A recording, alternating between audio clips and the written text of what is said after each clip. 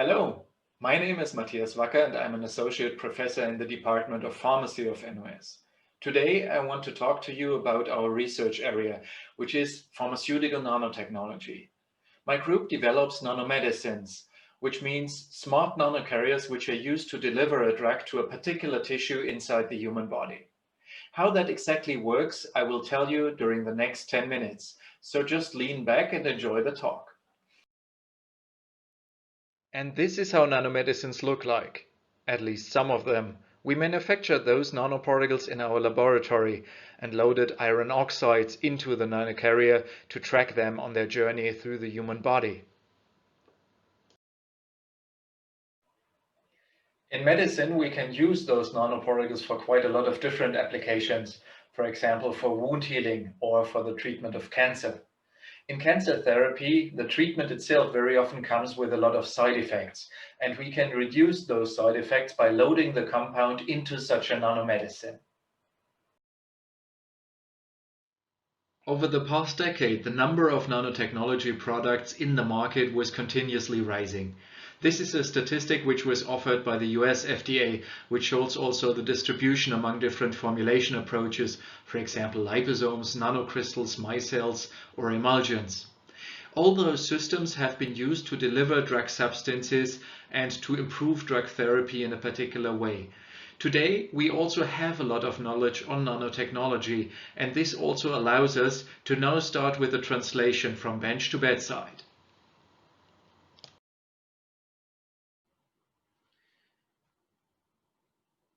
The sciences offer really a lot of opportunities to learn and to improve yourself.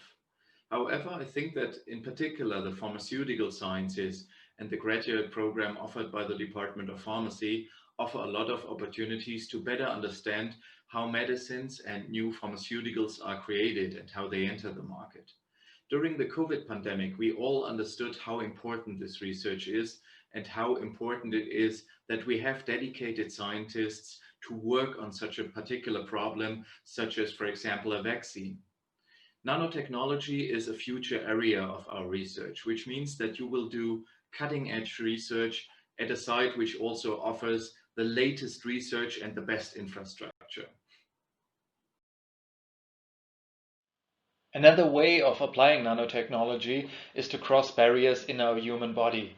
One of those barriers, for example, is the blood-brain barrier.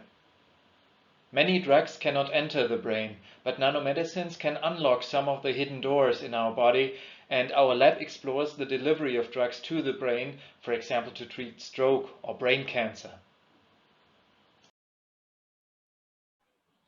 But to deliver drugs into the brain, we also have to mechanistically understand all the different entry routes into this organ. One way of doing that is using computational methods to model the delivery process into the brain, and by that also quantitatively calculating how much drug may enter using a particular pathway. Some of those models you can also find on our group website. Just go to In Silico Modeling, and there you find a selection of different models that we develop for education and for research. One example is the physiologically based nanocarrier biopharmaceutics model, or in short, PBNB model.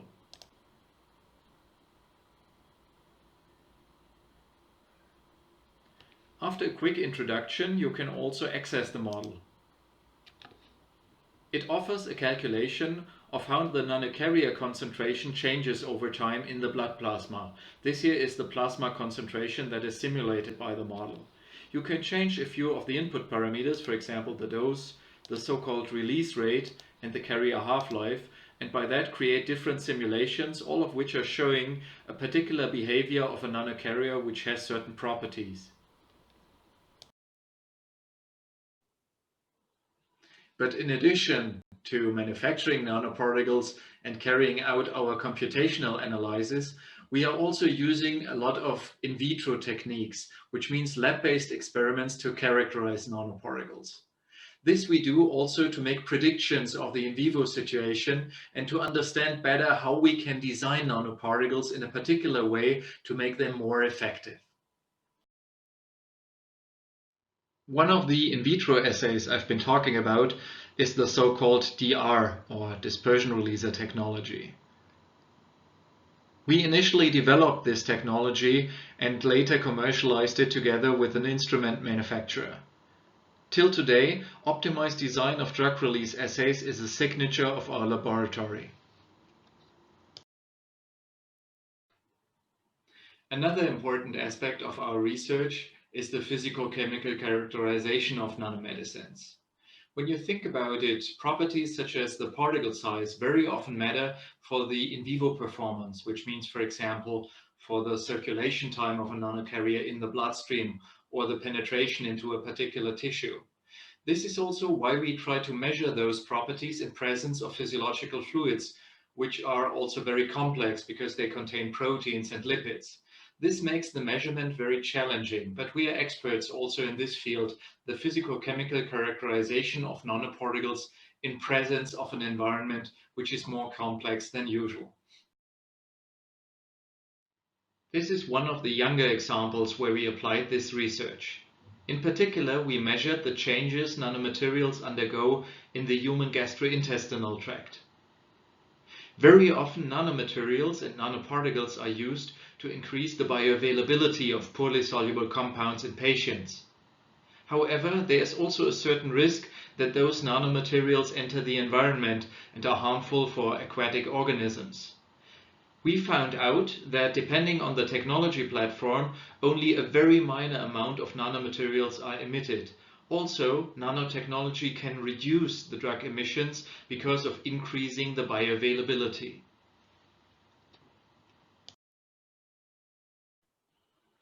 So after all things considered, our research and also your personal profile, you should think about if you are up to a PhD. A PhD means that you further learn and that you also decide to go into research. One of the most important criteria for a researcher today is critical thinking. You have to reflect on the information that you find on journals or also on the internet. And this is something that you can also learn at NUS, because here we have a very good graduate program which offers you a lot of opportunities to learn and to strive.